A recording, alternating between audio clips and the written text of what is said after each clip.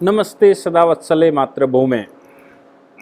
Delhi high court में WhatsApp ने affidavit लगाया और मज़े की बात है, जो व्हाट्सएप लगातार ये कहने की कोशिश कर रहा था कि इंडिविजुअल्स के फंडामेंटल राइट प्रोटेक्ट करना मेरा कर्तव्य बनता है। हिंदुस्तान के अंदर हमारे यानी कि भारत के सिटीजन्स के फंडामेंटल राइट सिक्योर करना व्हाट्सएप, जो अमेरिका की कंपनी है, फेसबुक की मातहत आने वाली कंपनी है, वो हमारे राइट प्रोटेक्ट करेंगी। कमाल का ये लॉजिक है। इस विषय पर हम लोग चर्चा करें उससे पहले ये जानना चाहिए कि 3 प्रकार के केसेस दिल्ली हाई कोर्ट में हैं। 3 petition, different petitions Delhi high court में हैं। 3 पिटीशंस दिल्ली हाई कोर्ट में अलग अलग हैं। एक तो है डेटा प्रोटेक्शन को लेकर, यानी कि व्हाट्सएप ने ये कहा कि हम फेसबुक और इंस्टाग्राम, चूँकि पेरेंटल कंपनी इनकी फेसबुक है, तो फेसबुक और इंस्टाग्राम पर आपका डेटा शेयर करेंगे और आपकी प्राइवेसी नहीं होगी। इसका इस्तेमाल करने का अधिकार अब फेसबुक को होगा या इंस्टाग्राम को होगा और व्हाट्सएप ये डेटा वहाँ पर देगा। एक तो ये विषय है।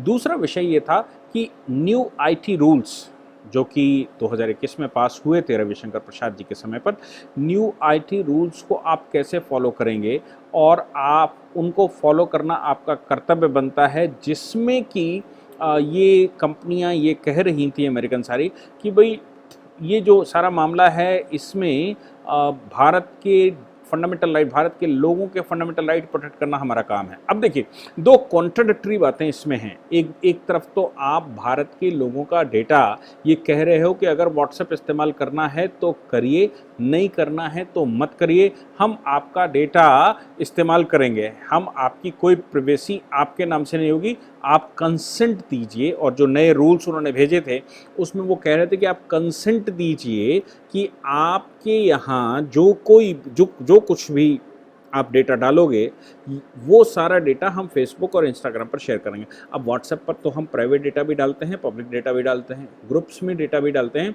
और आपस में चैटिंग भी करते हैं। अब हमारे आपस की चैटिंग वो कहते हैं कि हम मैसेंजर पर ले जाएंगे, वो कहते हैं हम इंस्टाग्राम पर ले जाएंगे, वो कहते हैं कि हम उसको फेसबुक पर शेयर करेंगे। तो आप सोच सकते हैं कि मेरी प्राइवेट चैटिंग, हमको लगता है कि हम वीडियो कॉल कर रहे हैं, कुछ कपड़े पहन कर रहे हैं तो कुछ कपड़े उतार कर रहे होंगे, कुछ अपनी बॉडी शॉडी कुछ दिखा रहे होंगे तो कुछ और दिखा रहे होंगे। ये सब चीज़ें जो हम व्हाट्सएप पर करेंगे, ये सब चीज़ों को व्हाट्सएप को, ये जो डेटा बनेगा या जो हम चैटिंग करेंगे, जो हम एक दूसरे को अच्छी मधुर बातें करते हैं पति पत्नी आपस में व्हाट्सएप चैट के थ्रू, ये सब बातें व्हाट्सएप हमसे लेगा और लेने के बाद उसको ये अधिकार होगा कि वो उन पर शेयर करे। किस प्रकार का कमाल का प्राइवेसी हमारी सेव करते हैं। दूसरी तरफ आईटी रूल्स जब भारत सरकार ने बनाए तो भारत सरकार ने उनसे ये कहा कि भाई जो कुछ भी वहाँ चल रहा हो, जो कुछ भी आपके पास हो या जो भी आपके प्लेटफॉर्म पर चल रहा हो, भारत सरकार या भारत का कानून या भारत के पुलिस प्रशासन सिस्टम उसको अगर मांगेगा तो आपको देना पड़ेगा और ख़ास तौर से आपको ये बताना पड़ेगा कि where is the place of origin of that data. तो सबसे पहले वो किसने डाला ये आपको बताना पड़ेगा। अगर आप नहीं बताएंगे तो फिर आपके खिलाफ कार्रवाई हो जाएगी। इसके लिए आपको ग्रीवेंस अथॉरिटी बिठानी पड़ेगी, ग्रीवेंस ऑफिसर बिठाना पड़ेगा। इसके लिए आपको पब्लिक सिस्टम बनाना पड़ेगा। उस पब्लिक सिस्टम में हमारे यहाँ का जो एडमिनिस्ट्रेशन है, जो इन्वेस्टिगेशन कर रहा होगा कुछ मामलों में, जो देशद्रोह के मामलों में इन्वेस्टिगेशन कर रहा होगा, देश में भड़काऊ मीडिया फैलाने का, देश में सब कुछ गड़बड़ करने का, जो कुछ भी कृत्य कर रहा होगा, उस विषय पर उस व्यक्ति के बारे में अगर भारत सरकार मांगेगी या इन्वेस्टिगेटिंग ऑफिसर्स मांगेंगे तो ये आपकी जिम्मेवारी बनेगी कि वो उसकी इन्फॉर्मेशन आप हमें दें। क्यों? क्योंकि बिल्कुल वैसे ही जैसे आपका मैरिज हॉल है, आपने प्लेटफॉर्म प्रोवाइड कर दिया, वहाँ पर एक विवाह हुआ, अब वो विवाह हो रहा है लड़के और लड़की के बीच में, हमने तो केवल प्लेटफॉर्म दिया है, हमने तो केवल उसको एक मैरिज हॉल दिया है। अब वो लड़का वो कहते हैं ना, बर मरे चाहे कन्या, मैरिज हॉल वाले को क्या, तो वर मरे या कन्या मैरिज हॉल वाले को क्या, लेकिन वर और कन्या के बीच में अगर कोई डिस्प्यूट पैदा होता है, मामला कोर्ट में जाता है, मामला पुलिस स्टेशन पर जाता है, तो ये पुलिस स्टेशन का राइट बनता है कि वो मैरिज हॉल वाले से पूरी इन्फॉर्मेशन उस रात की, उस दिन की ले जिस दिन उनका विवाह उस मैरिज हॉल में हुआ। अब मैरिज हॉल वाला अगर ये कहता है कि नहीं, मैं इस पर इन्फॉर्मेशन आपको नहीं दूंगा, क्यों? क्योंकि ये तो मेरी प्राइवेसी है। क्यों? क्योंकि ये तो पति पत्नी जिसने दूल्हा दुल्हन की प्राइवेसी है। तो फिर आप सब जानते हैं इसमें कोर्ट हमारा सर्च वारंट इशू करता है, इसके अतिरिक्त कोर्ट नोटिस इशू करता है और कोर्ट ऐसे व्यक्ति को न्यायालय में बुलाता है, और अगर वो इन्फॉर्मेशन देने से मना करता है तो उन मामलों में जेल तक करने की कार्रवाई है।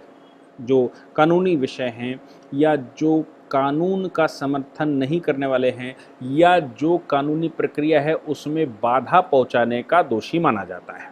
तो आप सोच लीजिए कि हम बाधा पहुंचाने का दोषी आपको मानते हैं।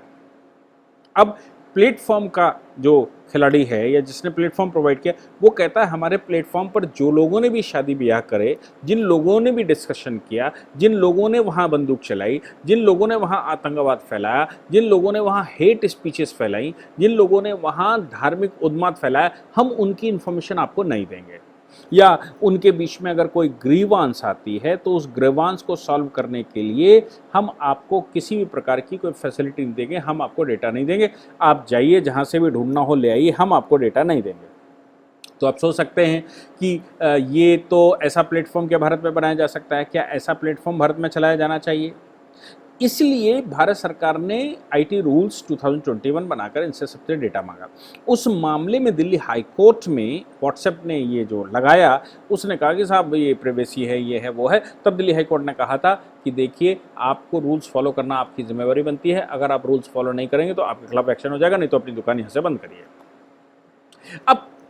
अब जो आज विवाद आया, जिसमें आज डिसीजन आज जो सुप्रीम कोर्ट में, हाई कोर्ट में जो एफिडेविट लगाया, उसकी चर्चा कर लेते हैं।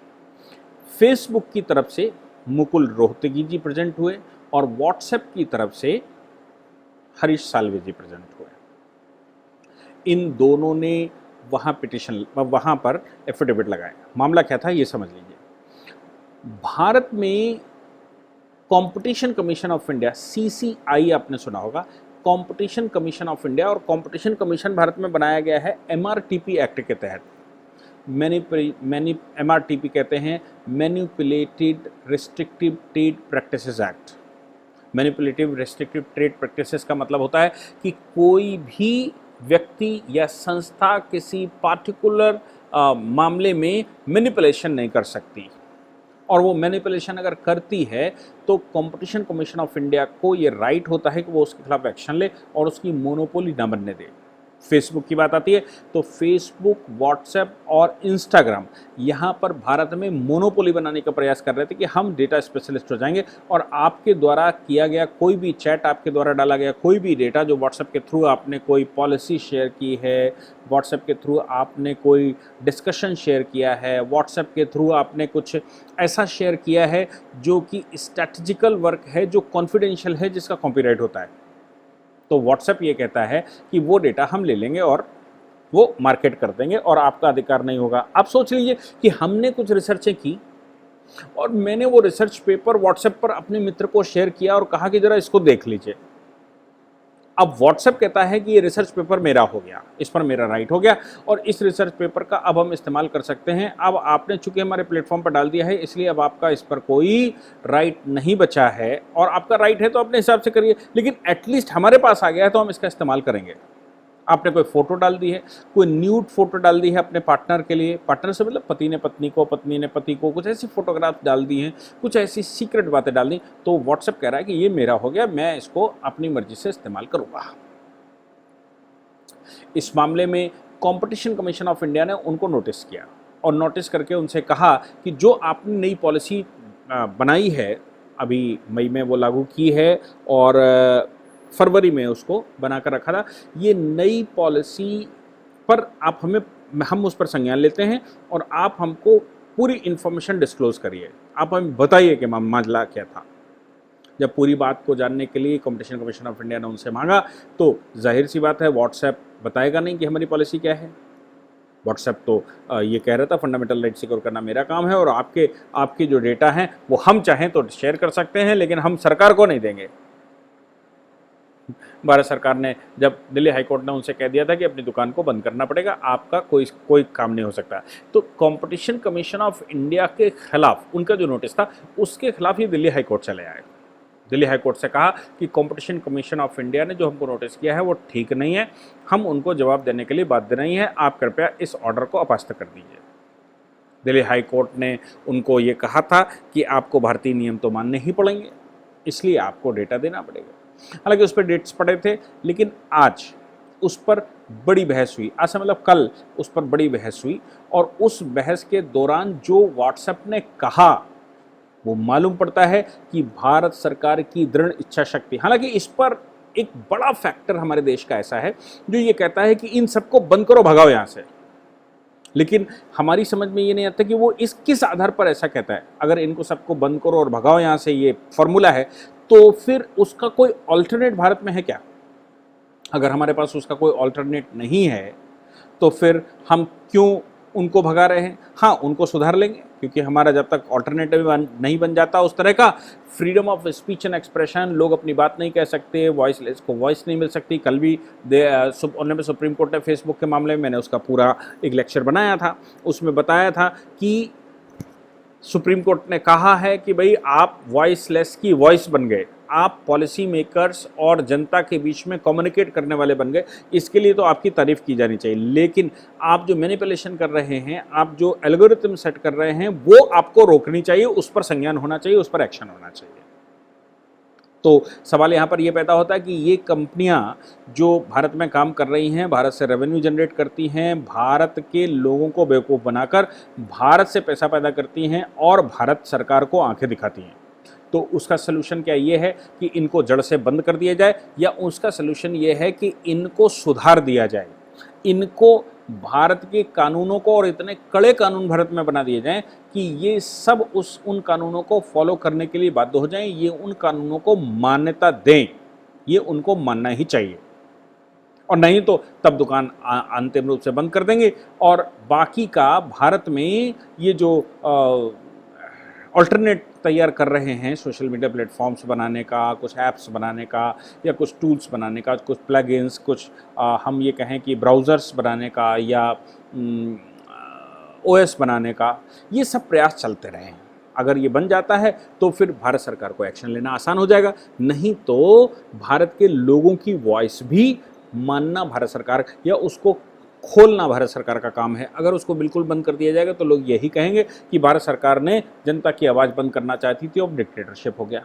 आपको याद होगा कि जम्मू कश्मीर में अगर 3G से 2G पर आ गए थे तो इतने में लोगों की डेमोक्रेसी ख़त्म हो गई थी। भारत में लोग ये कहने लगे थे कि नहीं, मोदी सरकार बात नहीं उठने देना चाहती है, मोदी सरकार freedom of speech and expression पर वार कर रहे, ये सब कुछ। तो ये सब कुछ आप तब कहने लगते हैं, तो उसका बंद करना तो सोल्यूशन नहीं है जब तक ऑल्टरनेट नहीं भारत में आते। कू हालांकि एक ऑप्शन के रूप में आया, लेकिन अभी भी वो इनसफिशिएंट है, तो फिर क्या? तो भारत सरकार कानून बनाकर उनको इम्प्लीमेंट करवाना चाहती थी। अब उस इम्प्लीमेंटेशन की जद्दोजहद चल रही कि बंद करें या इम्प्लीमेंट करवाएं। तो व्हाट्सएप भारत सरकार के आगे फाइनली उसने नतमस्तक किया, और हरीश साल्वे जी ने जो एफिडेविट दिया और जो उन्होंने उसमें जगह की, उसमें कहा कि न्यू डेटा प्रोटेक्शन लॉ, आपको पता है कि भारत में अब प्राइवेट डेटा प्रोटेक्शन लॉ पास होने जा रहा है, और प्राइवेट डेटा प्रोटेक्शन लॉ के लिए काम चल रहा है। और प्राइवेट डेटा प्रोटेक्शन लॉ का मतलब ये हो गया कि जो प्राइवेट डेटा है उसके प्रोटेक्शन के लिए सरकार कानून बनाएगी, और ये कहेगी कि प्रोटेक्शन उसका करना सभी कंपनियों का काम है, और वो डेटा सरकारी स्तर पर उसको सेव किया जाना चाहिए। उस डेटा का इस्तेमाल किसी भी तरह से भारत में कोई भी कंपनी मिसयूज नहीं कर सकती, अगर करेगी तो उसके खिलाफ लिटिगेशन होगा, उसके खिलाफ मुकदमे होंगे, और उसको पनिशमेंट झेलना पड़ेगा। इसीलिए आपको याद होगा कि भारत सरकार अगर इस तरह का कुछ करती है तो भारत सरकार उसमें पेनल्टी लगाती है, कहते ये नहीं किया, आपने नुकसान किया, इतना 2000 करोड़, 5000 करोड़, 20,000 करोड़। और सारे कंट्री, संसार के सारे कंट्री इसी प्रकार का काम करते हैं कि अगर ये नहीं मानते तो इन पर बड़ी बड़ी पेनल्टी लगाती है और मानने के लिए मजबूर कर देती है। आज की भारत सरकार भी कुछ इसी मत की है और वो चाहती है कि जब तक हमारे पास ऑल्टरनेट प्लेटफॉर्म ना बन जाए तब तक ये रहें तो, लेकिन इनको हम बड़ी बड़ी पेनल्टियाँ लगाकर कानून पालन करें, ऐसा इन पर दबाव बनाया जाए। तो फिर हरीश साल्वे जी ने कहा कि डेटा प्रोटेक्शन लॉ जब तक पास नहीं होता भारत में तब तक हम अपनी, यानी कि व्हाट्सएप अपनी प्राइवेट पॉलिसी को यहीं पर रोकता है, प्राइवेसी पॉलिसी को यहीं पर रोकता है। व्हाट्सएप जो शेयरिंग की बात कर रहा है, व्हाट्सएप जो प्राइवेट डेटा को इंस्टाग्राम या फेसबुक पर शेयर की बात करता है, वो तब तक नहीं करेगा जब तक कि डेटा प्रोटेक्शन लॉ लागू नहीं हो जाता। दूसरी बात ये भी कहा, मुकुल रोहतगी जी ने भी कहा कि हम लोग भारत के कानूनों को अक्षरशः पालन करेंगे और ये मेरा कर्तव्य बनता है कि भारतीय कानूनों का पालन करें। भारत में अगर हम काम कर रहे हैं तो हम भारत के कानूनों का पालन करेंगे। डेटा प्रोटेक्शन लॉ जो भी जैसा भी कहेगा वैसी कंप्लाइंसेस हम पूरी करेंगे और ये मेरा कर्तव्य बनता है। हम भारत सरकार से लड़ना नहीं चाहते, हम भारत में भारत के कानूनों को तोड़ना नहीं चाहते, हम भारत में भारत के कानूनों के विरुद्ध कोई काम करना नहीं चाहते। अब सवाल यह है कि आप भारत के कानूनों के विरुद्ध काम करना नहीं चाहते तो फिर आप एफिडेविट हाई कोर्ट में क्या लगा रहे थे कि साहब फंडामेंटल राइट प्रोटेक्ट करना मेरा काम है और भारत सरकार आईटी रूल्स बनाकर ये फंडामेंटल राइट प्रोटेक्ट नहीं कर रही है। लेकिन देर आए दुरुस्त आए और फाइनली व्हाट्सएप और फेसबुक ने भारत सरकार के कानूनों को मानते हुए कहा कि इन कानूनों को हम अक्षरशः मानेंगे और हम बाध्य हैं भारतीय कानूनों को प्रोटेक्शन करने के लिए, हम बाध्य हैं भारत के संविधान को मानने के लिए, हम बाध्य हैं भारत सरकार के आदेश को मानने के लिए। इसलिए ऐसा कुछ होता है तो फिर हम सबसे पहले सोशल मीडिया प्लेटफॉर्म होंगे जो भारत सरकार के इन आदेशों का पालन करेंगे और इनको इम्प्लीमेंट करवाएंगे।